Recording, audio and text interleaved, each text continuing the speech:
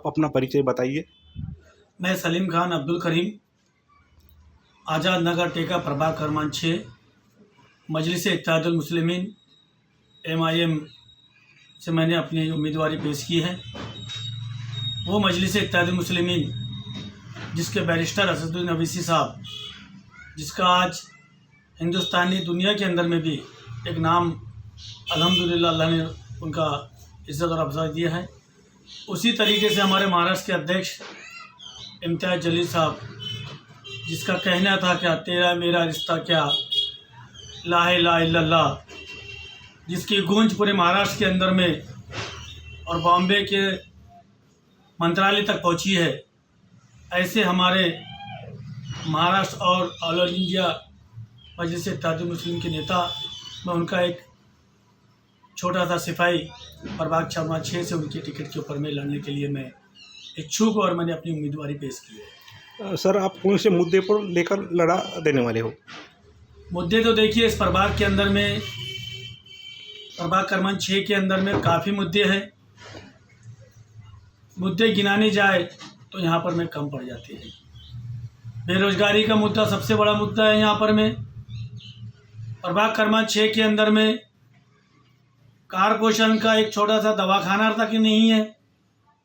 प्रभाग क्रमांक 6 के अंदर में एक एम्बुलेंस की सुविधा नहीं है। प्रभाग क्रमांक 6 के अंदर में एक मैयत की गाड़ी जो लोगों के लिए लगती है वो तो गाड़ी तक भी नहीं है।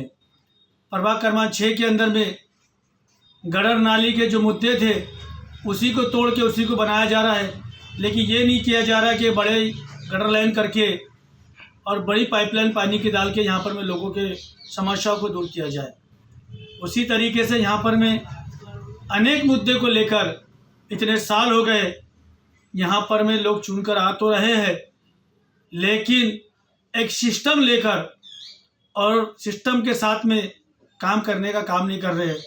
हमारे यहाँ की आज जिसका नाम है मुस्लिम लाइब्रेरी, वो लाइब्रेरी की यह हालत हो गई है आज की पोजीशन में कि उस लाइब्रेरी के अंदर में लोग अपनी बकरियां को बांधते हैं, लोग अपने जानवर को बांध के वहाँ रख रहे हैं, और अभी कुछ दिन पहले अभी उसको ताला लग चुका है। ये हाल हमारे इस प्रभाग क्रमांक 6 का है। हमारे जो आज निर्णय लिया है लड़ने का, उसका मकसद ये है कि हम 20 साल से समाज कार्य के अंदर में अपना काम कर रहे हैं। 20 सालों से हम पब्लिक के बीच में काम कर रहे हैं। हम आज 4 दिन होकर सामने पब्लिक के नहीं आए हैं। पब्लिक जानती है कि लॉकडाउन में कौन काम किया, उसके बाद में कौन काम किया, और आज भी इस समस्याओं को लेकर, चाहे वो आधार कार्ड का मसला हो, चाहे वो इलेक्शन कार्ड का मसला हो, चाहे वो किसी भी प्रकार का मसला हो, हम कभी भी जनता के साथ में कंधे से कंधा मिला के 20 साल से हम खड़े हैं। हमने 20 साल से लड़ने का निर्णय लिया था। हमने कहा कि पहले हम उस लायक हो जाए, उसके बाद लड़ने के लिए उतरे। आज हमने उस पार्टी के माध्यम से आज लड़ने का चाहा जो आज मजलिस इत्तेहादुल मुस्लिमीन पूरे हिंदुस्तान के अंदर अपना नाम रोशन कर रही है। सर, समाज जागरूकता कैसा करना चाहिए? समाज को जागरूकता पढ़ाई के माध्यम से करना चाहिए, नौजवानों को रोजगार के माध्यम से करना चाहिए, और हमारे यहाँ की जो बहनें हैं, हमारी माता है, घर के अंदर में उनको छोटा मोटा रोजगार मिले। इस रोजगार के माध्यम से जब तक हम समाज को जागरूक नहीं करेंगे, जब तक समाज हमारा जागरूक नहीं होगा। सर, आप महानगर पालिका का चुनाव में जीत के आएंगे, सबसे पहले कौन सा काम करेंगे? मैं महानगर पालिका में अगर चुनकर आता हूँ तो सबसे पहले मैं उस प्रभाग के अंदर में प्रभाग के लोगों को लेकर बैठकर उनकी समस्याओं को लेकर और उनके एरिया के लेकर, और हमारे जो लोग हमारे साथ काम कर रहे कंधे से कंधा मिला के, वहाँ पर मैं एक मिनी नगर सेवक करके एक मोहल्ला नगर सेवक बनाकर उस अपार्दम से मैं इस बार काम करने वाला हूँ। सर, जनता की कौन सी मूलभूत सुविधा है वो आप पूरा करना चाहते हैं? जो भी मौजूद सुविधा है, जैसा पानी की सुविधा है, गटर लाइन की सुविधा है, हाँ, यहाँ के पट्टे वाटप की सुविधा है। आज सलम बस्तियाँ जो 50 साल हो चुके हैं बस्ती को बसने के लिए, आज 4 महीना 10 साल की जो बस्ती, 20 साल की बस्तियाँ जो है वो आज पट्टे वाटप होकर पक्की हो चुकी है। आज हमारी जो प्रभाग के अंदर में जो सलम बस्तियाँ है वो झोपड़पट्टी के नाम से चल रही है। हम सबसे पहले यहाँ आएंगे अगर चुन के, तो पहले सलम बस्ती को हम पट्टे वाटप का काम करेंगे। ये हमारे पहला मुद्दा रहेगा। सर, अभी आप जिस पार्टी से खड़े हो रहे वो पार्टी के बारे में बताइए।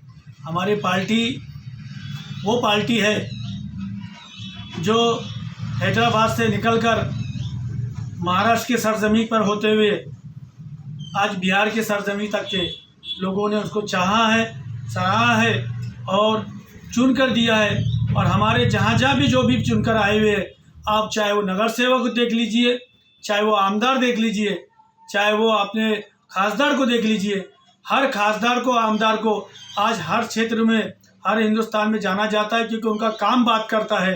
अभी बिहार के अंदर में हमारे 5 आमदार चुनकर आए, लेकिन 5 आमदारों के अपने विधानसभा के अंदर में उन्होंने जनता दरबार लगाने का काम चालू किया। जब तक आप जनता दरबार नहीं लगाएंगे, जब तक पब्लिक को लेकर नहीं बैठेंगे, आप जब तक उसकी समस्या को नहीं समझोगे, तो आप किस तरीके से आगे पब्लिक का काम करेंगे। सर, आपको बीजेपी के अलावा वो अन्य पार्टी में आपने टिकट देने का ये दिया, आश्वासन देकर हमारे पार्टी में जुड़ जाओ, आप जुड़ जाएंगे सर? बिल्कुल नहीं, हम तो कांग्रेस छोड़कर आए हुए लोग हैं।